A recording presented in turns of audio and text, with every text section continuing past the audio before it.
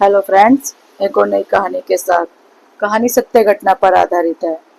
Madam, आप makeup क्यों नहीं लगाती?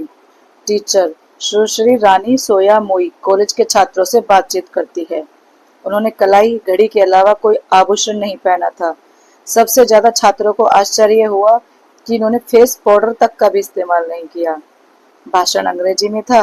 उन्होंने केवल 1 या 2 मिनट ही बोला, लेकिन उनके सब दृढ़ संकल्प से भरे थे। फिर बच्चों ने उनसे कुछ सवाल पूछे। प्रश्न, आपका नाम क्या है? मेरा नाम रानी है। सोया मोई मेरा पारिवारिक नाम है। मैं ओडिशा की मूल निवासी हूँ और कुछ पूछना है।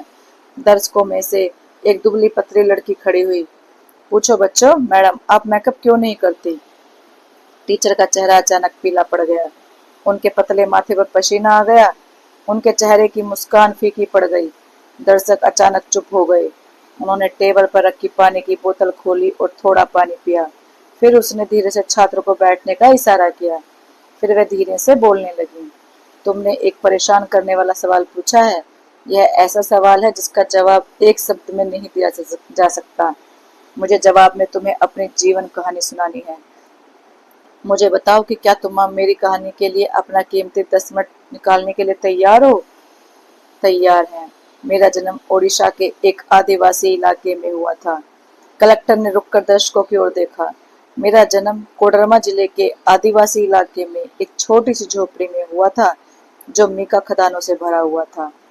मेरे पिता और माता खनिक थे। मेरे 2 बड़े भाई और एक छोटी बहन थी। हम एक छोटी सी झोपड़ी में रहते थे, जिसमें बारिश होने पर पानी टपकता था।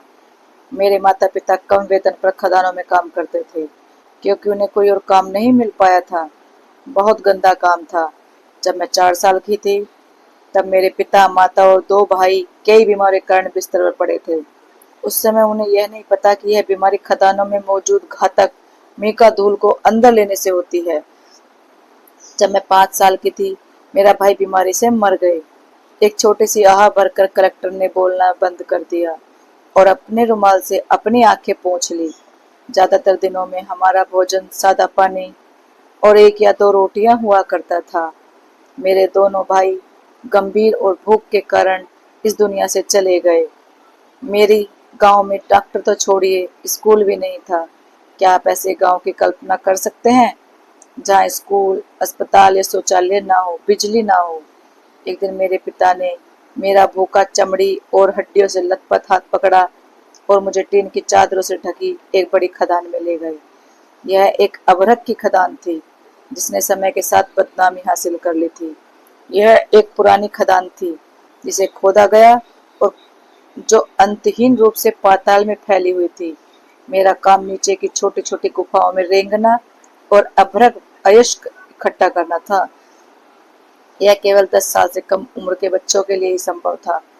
अपने जीवन में पहली बार मैंने पेट भर रोटियां खाई, लेकिन उस दिन मुझे उल्टी हो गई। जिस समय मुझे प्रथम श्रेणी में होना चाहिए था, मैं अंधेरे कमरे में अभ्रक इकट्ठा कर रही थी, जहां मैं जहरीली धूल में सांस ले रही थी।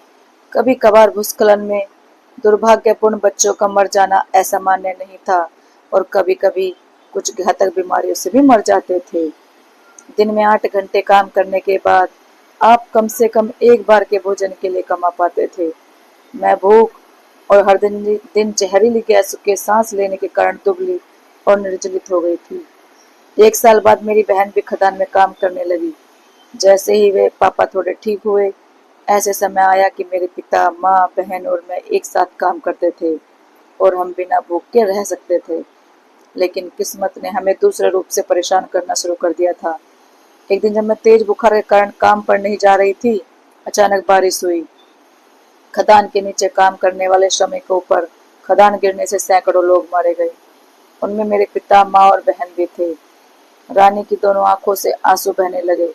दर्शकों में हर कोई सांस लेना भी भूल गया। कई लोगों की आंखें आंसुओं से भर गई। आपको याद रखना होगा कि मैं सिर्फ 6 साल की थी। आखिरकार मैं सरकारी अगाती मंदिर पहुंची। वहां मेरी शिक्षा हुई। मैंने अपने गांव से ही अपनी पहली अक्षर पद्धति सीखी थी। आखिरकार यहाँ टीचर भी आपके सामने है। आप सोच रहे होंगे कि इसका और इस बात का क्या संबंध है कि मैं मेकअप का इस्तेमाल नहीं करती। उसने दर्शकों की तरफ देखते हुए कहा, अपनी शिक्षा के दौरान ही मुझे एहसास हुआ, उन दिनों अंधेरे में रेंगते हुए मैंने जो सारा अभ्रक इकट्ठा किया था उसका इस्तेमाल मेकअप उत्पादों में किया जा रहा था।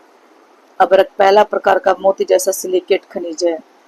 कई बड़ी कॉस्मेटिक कंपनियों द्वारा पेश किए जाने वाला खनिज मेकअप में आपकी त्वचा के लिए सबसे चमकीला रंग बहुरंगी अभ्रक से आता है, जिसे 20,000 छोटे बच्चे अपनी जान जोखिम में डालकर निकालते हैं। गुलाब की कोमलता, उनके जले हुए सपने, उनके बिखरते जीवन और चट्टानों के बीच कुचले गए उनके मांस और खून के साथ आपके गालों पर फैलती है।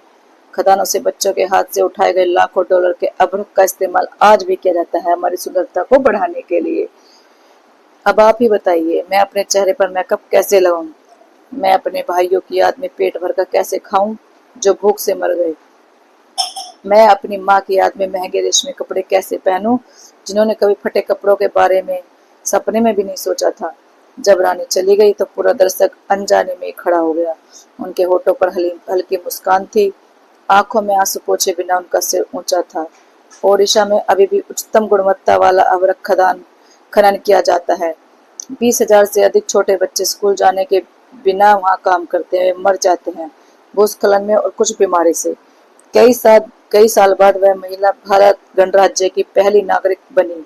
महामहिम द्रौपदी मुर्मू भारत गणराज्य की राष्ट्रपति। दोस्तों, अगर ये स्टोरी आपको अच्छी लगी हो तो लाइक, कमेंट और शेयर करें, चैनल को सब्सक्राइब करें। Thank you.